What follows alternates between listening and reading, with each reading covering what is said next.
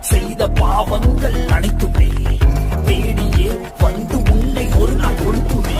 எளிய எளிய உயிரை ஒரு வழிய ஒருவன் எடுத்தான், நினைவில்லாத ஒரு நாள் உழையவனோ ஒருவன் முடிப்பான். நேற்று செய்த தவறை நீ மேலும் மேலும் செய்தால் மேலே உள்ள அவனோ உனக்கு இடை மிதித்து கொள்வான்.